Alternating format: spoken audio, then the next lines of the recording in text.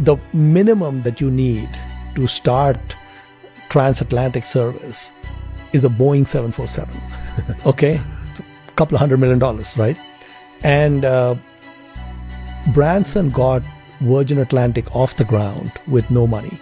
So what he did is he calls directory assistance in the United States, 555-1212 in Seattle, 206-555-1212, asks for the number for Boeing.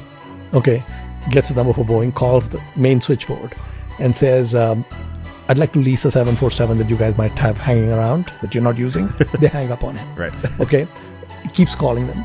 And finally the lady at the switchboard says, let me transfer you to someone who can get rid of you properly, right? So she transfers him to someone who's head of like commercial sales. And so this guy tells him, listen, Mr. Branson, in every country we have one customer. And you are not the customer. In the UK, it's British Airways. And so therefore there's nothing to talk about. So Richard tells him, listen, I agree with you, that's fine, but just humor me for a second. Do you have an old Boeing 747 lying around that you're not using? And he says, yeah, actually we do. And if one of your customers, like the one in the UK called you, like British Airways called you, and they wanted a plane, what would you lease it for? So he says, well, I really don't need to have this conversation, but we would lease it for about $200,000 a month. Okay, $200,000 or $300,000 a month. And Branson was able to convince Boeing to lease him that 747 because he was sitting and doing nothing. Right.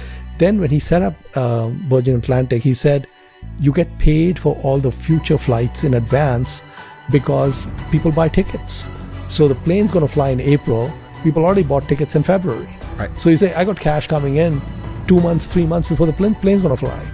And I'm going to pay for the fuel 30 days after that plane lands.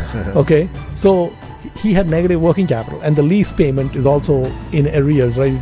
So basically he was able to get Virgin Atlantic off the ground with zero equity, right?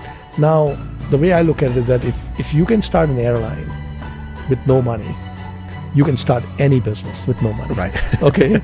You just have to replace capital with creative thinking.